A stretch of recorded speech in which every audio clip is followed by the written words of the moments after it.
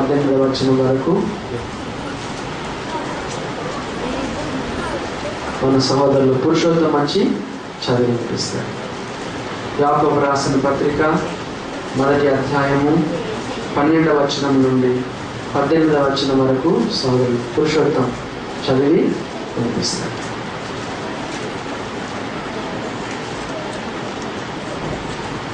పురుషోత్తమ.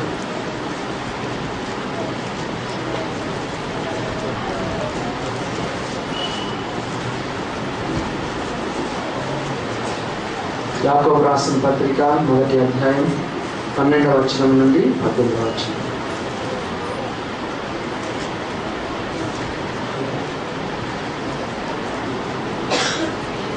రాజేష్.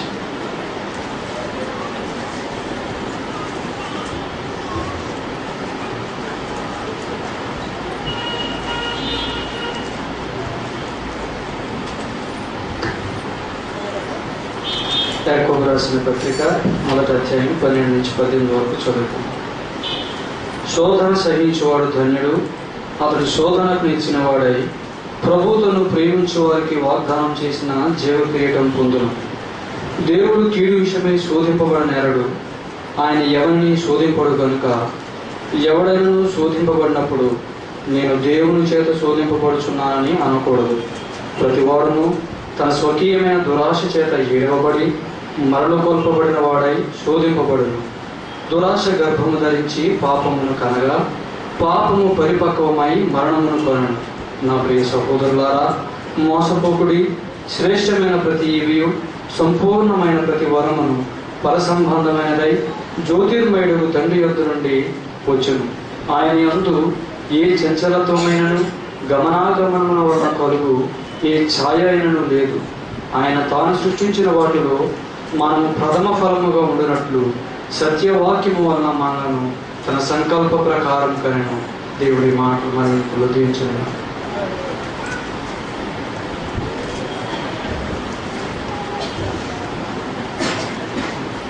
ప్రార్థన చేసుకుందాం. మహిమా స్వరూపుడమైన తండ్రి, ఈ యొక్క ఉదయకాల సమయంలో ఆరాధనలో మీరు ఇచ్చినటువంటి సమయాన్ని బట్టి వందనాలు. మా ఆరాధనలను లోపములను మీరు దిద్దండి తండ్రి. ప్రభువా, ఎక్కడైనా అయోగ్యంగా ప్రభువా అపాత్రులుగా ఉండి ఎవరైనా పాల్గొని ఉంటే నీ కుమారుని యొక్క శిలువ బలియాగంలో జ్ఞాపకం చేసుకొని ప్రభువా నాయన మా లోపములను దిద్ది మా ఆరాధన అంగీకరించండి. ప్రభువా, చక్కటి ఆరాధకులుగా మమ్మల్ని తయారు చేయండి. ప్రభువా, మేము చదివిన వాక్య భాగాన్ని మా ఆత్మల కొరకై దీవించి అనుగ్రహించు నాయన. ప్రభువా, మా ఆత్మల పోషకుడు నీవే నాయన. ఎవరిని నువ్వు ఖాళీగా పంపివేసేటువంటి దేవుడవు కాదు. ప్రభువా, మీ యొక్క వాక్యంలో నుండి అమూల్యమైన సంగతులు, మేము గ్రహించలేని గొప్ప సంగతులు, గూఢమైన సంగతులు తెలియచేయండి నాయన. ఒక మనుషుడు మాట్లాడడం ద్వారా ఉపయోగం లేదు తండ్రి. మీ పరలోక స్వరాన్ని, మెల్లని స్వరాన్ని, గంభీరమైన స్వరాన్ని దయచేయండి నాయన. ప్రభువా, ఉదయకాలంలో ఎవరికి రక్షణ అవసరము, ఒక గద్దింపు, దిద్దుబాటు, హెచ్చరిక, మేలుకొలుపు, పురికొలుపు, ఆదరణ, ఒక ఆశ్చర్యమైన కార్యం, ఒక స్వస్థత కార్యం, ఎవరికి నాయన ఏమి కావాలో తండ్రి నీ సర్వ సమృద్ధిలో నుండి తీర్చునాయన సహాయం చేయండి. ప్రభువా, మీ నామానికి ఘనత, మహిమ, ప్రభావం కలుగ చేసుకోనండి. ప్రభువా, నాయన నిలబడిన నీ సేవకుని పరిశుద్ధాత్మతో నింపునైన సహాయం చేయమని ముందున్న సమయాన్ని మీకు అప్పగించుకుంటూ ప్రభువైన యేసుక్రీస్తు వారి పేరిట అడిగి వేడుకొనుచున్నాం ప్రియ పరలోకపు తండ్రి, ఆమేన్. మరొక విషయము, మరి జయమ్మ ఆంటీ వారి యొక్క హస్బెండ్ జాన్ సుజాకర్ గారు కొంచెం అనారోగ్యంతో నిమ్స్లో ఉన్నారు. వారిని కూడా మన ప్రార్థనలో జ్ఞాపకం చేసుకున్నాము. గత కొద్ది కాలంగా మనము యాకోబు రాసినటువంటి పత్రికను మనము ధ్యానం చేస్తూ వస్తున్నాం. ఈరోజు ఒక విశేషమైనటువంటి సంగతి మనం వినబోతున్నాం. ముఖ్యంగా విశ్వాసులకు ఎంతో ప్రాముఖ్యమైన సందేశాన్ని మనం వినబోతున్నాం. ఆ విశ్వాసులకు కూడా ఇది సంబంధించింది. భూలోకంలో పుట్టినటువంటి ప్రతి వ్యక్తికి సంబంధించిన విషయాన్ని ఈరోజు మనం వినబోతున్నాం.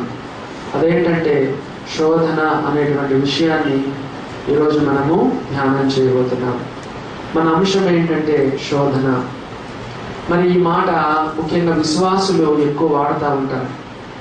అయ్యో నేను శోధింపబడుతున్నానే, అయ్యో నేను శోధనలో పడిపోయానే అనేటువంటి మాట విశ్వాస యొక్క జీవితంలో తరచుగా మనం వింటున్నటువంటి ఒక మాట అండి.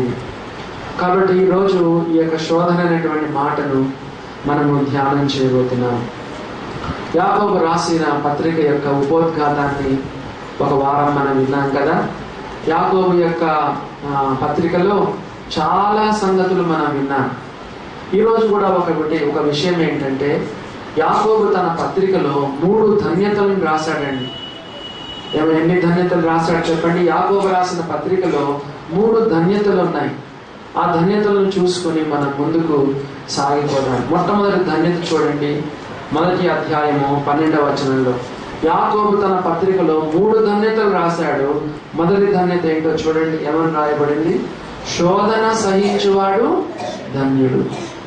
ఎవరు ధన్యుడంటే, ప్రియులారా, శోధనకు లోనైపోయి శోధనలో పడిపోవడం కాదు. క్రైస్తవుడైన తర్వాత, దేవుని బిడ్డ అయిన తర్వాత ఆ వ్యక్తికి ఎన్నో శోధనలు వస్తాయి. ఆ శోధనలు సహించేవాడు ధన్యుడని బైబిల్లో రాయబడింది. శోధనను తట్టుకోవాలి, శోధనను జయించాలి, శోధనకు నిలబడాలి, శోధన సహించాలి. ఇలాంటి వాడు ధన్యుడు అని యాకోబు తన పత్రికలో రాస్తూ ఉన్నాడు. కాబట్టి నంబర్ 1 ధన్యత ఏంటో చెప్పండి? బైబిల్లో చాలా ధన్యతలు ఉన్నాయి. ఎన్ని ధన్యతలు ఉన్నాయో చెప్పలేదు. కానీ యాకోబు తన పత్రికలో రాసినటువంటి 3 ధన్యతలు ఏంటంటే, నంబర్ 1 శోధన సహించువాడు ధన్యుడు. శోధన వచ్చిందండి పడిపోయాను అనేది కాదు ధన్యత. ఎంత శోధన వచ్చినా గట్టిగా నిలబడ్డమే, దాన్ని జయించడమే ధన్యతని మరి యాకోబు తన పత్రికలో రాస్తున్నాడు. 2వ ధన్యత చూడండి. 2వ ధన్యత యాకోబు రాసిన పత్రికలోని 2వ ధన్యత 5వ అధ్యాయం 11వ వచనాన్ని చూడండి, లేదా 10-11 చదువుతున్నాను. నా సహోదరులారా, ప్రభువు నామమున బోధించిన ప్రవక్తలను శ్రమానుభవమునకును ఓపికకును మాదిరిగా పెట్టుకొనండి, సహించిన వారిని ధన్యులను కొనుచున్నాము కదా. ఇప్పుడు చెప్పండి, 2వ ధన్యత ఏంటో చెప్పగలరా ఎవరైనా? 10వ వచనం చదివి 11వ వచనం చదివి నాకు చెప్పాలి. 2వ ధన్యత ఎవరికి చెప్పండి? 2వ ధన్యత ఎవరికి చెప్పండి? శ్రమలను అనుభవించినటువంటి వారు, శ్రమలను సహించిన వారు ధన్యులు. మొదటి ధన్యత ఏంటి? శోధనను సహించిన వాడు ధన్యుడు. 2వ ధన్యత ఏంటి చెప్పండి? 2వ ధన్యత ఏంటి? శ్రమలను సహించువాడు ధన్యుడని బైబిల్లో మనం చదువుతున్నాం. మరి ఒక క్రైస్తవుడు అయినందుకు ఈ లోకంలో ఎన్ని శ్రమలు ఉన్నాయో తెలుసా? యేసు ప్రభువును అంగీకరించినప్పుడు ప్రియులారా ఎన్ని శ్రమలు ఉన్నాయి కదా. ఇంట్లో నుంచి వెలివేసేవాళ్ళు. నిన్న ఎక్కడో విన్నానండి. నిన్న నేను కర్నూలు జిల్లాలో కొనుకుంట అనే గ్రామానికి మందిర ప్రతిష్ట ఉంటే, అలాగనే ఒక సేవకుడు కూడా సమర్పణ చేసుకుంటే వెళ్ళాను. అక్కడ విన్నాను ఏంటంటే, మరి కొంతమంది దేవుని బిడ్డలు ప్రభువుని అంగీకరించినందుకు ఇంట్లో నుంచి వెలివేశారు. ప్రియులారా, ఆ ప్లేటు సపరేట్ గా, గ్లాస్ కూడా సపరేట్ గా. కొంతమంది ఇంట్లో పెట్టుకున్న, నువ్వు యేసు ప్రభువుని అంగీకరించావు, కులభ్రష్టుడయ్యావు, మతభ్రష్టుడయ్యావు అని చెప్పి కొంతమంది ఇంటి వారే, సొంత తల్లిదండ్రులు ఆయన బయట పెట్టి ఏం చేస్తున్నారు? Separate plate, separate glass. సాధు సుందర్ సింగ్ అయితే ఎన్నోసార్లు వాళ్ళ తల్లిదండ్రులు చెప్పి చెప్పి చెప్పి చెప్పి ఎంత చెప్పినా వినకపోతే మరి యొక్క అన్నంలో విషం పెట్టి ఆయనకు తినిపించారు, సొంత తల్లిదండ్రులే. ప్రేమైన దేవుని బిడ్డలారా, యేసుప్రభువును అంగీకరించినందుకు ఎన్ని బాధలు మనకున్నాయి. ప్రతి రెఫరెన్స్ నేను చెబితే సమయం సరిపోదు. పేతురు తన పత్రికలో ఎవడైనాను క్రైస్తవుడైనందుకు బాధ అనుభవించినలా అతడు సిగ్గుపడక ఆ పేరును బట్టి దేవుని మహిమపరచవలెను. యేసుప్రభువును అంగీకరించినందుకు చెప్పండి బాధలున్నాయి. కొన్నిసార్లు తల్లిదండ్రులే, కొన్నిసార్లు మన బంధువులే, కొన్నిసార్లు మన ఇంటి వారే, మన స్వకీయులే, కొన్నిసార్లు మన రిజర్వేషన్ మనకు ఉండదు ప్రియులారా. మరి ఆ తర్వాత ఉద్యోగాలు సరిగా దొరకవు, కాలేజీలో సీట్లు దొరకవు, మళ్ళీ కులభ్రష్టులుగా చేయబడతాం, ఇంకా ఎన్నెన్నో బాధలు ఈ యొక్క లోకములో ఉన్నట్టుగా చదువుతున్నాం.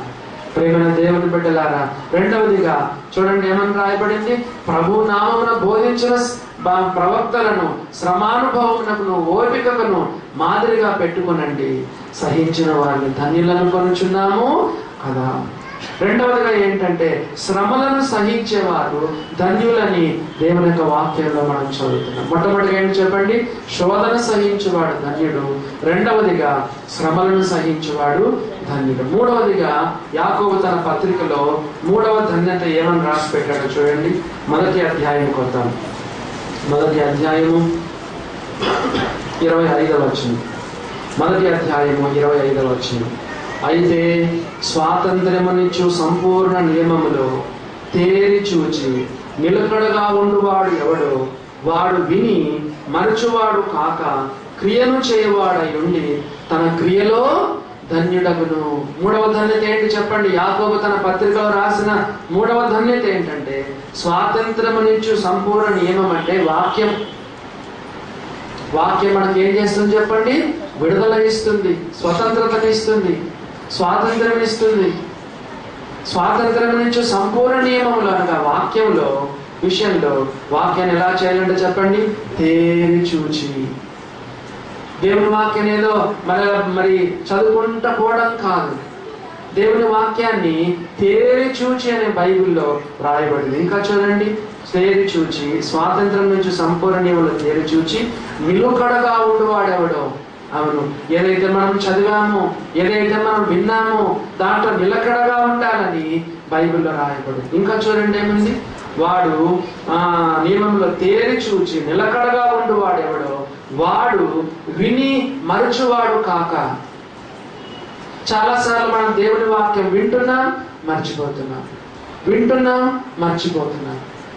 వాడు విని మరచువాడు కాక. నెక్స్ట్ చూడండి ఏమని రాయబడింది, క్రియను చేయువాడై ఉండి. వాక్యాన్ని విన్నాము, వాక్యాన్ని చూచాము, వాక్యాన్ని తేరి చూసాము, వాక్యాన్ని విన్నాము, మరచిపోకుండా క్రియను చేయవాడై ఉండి ఆ క్రియలో ధన్యుడగును. ప్రియులారా, ఎవరు ధన్యులు అంటే చెప్పండి ఏంటి? ఎవరు ధన్యులు? క్రియను చేస్తే ధన్యులమవుతాం. ఊరికే వాక్యం విని ఊరికే మనం వాక్యం వినుకుంటా పోవడం కాదు, విను మరచువారై ఉండక ఏమని రాయబడింది, క్రియను చేయవాడై ఉండి తన క్రియలో ధన్యుడగును అనే మాట రాయబడింది. ప్రియమైన దేవుని బిడ్డలారా, అవును, చాలాసార్లు మనం దేవుని వాక్యాన్ని వింటున్నాం. ఈ రోజుల్లో కూడా మేము ప్రకటన గ్రంథాన్ని బైబిల్ స్టడీలో జ్ఞాపకం చేస్తున్నాం, చదువుకున్నాం, ప్రకటన గ్రంథాన్ని ధ్యానం చేస్తున్నాం.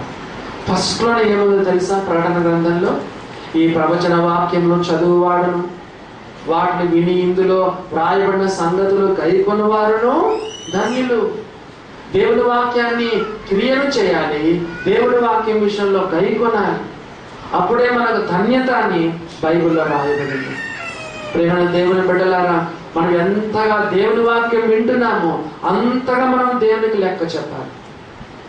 ఎంతగా మనం వింటున్నామో అంతగా దేవునికి మనం లెక్క చెప్పాలి.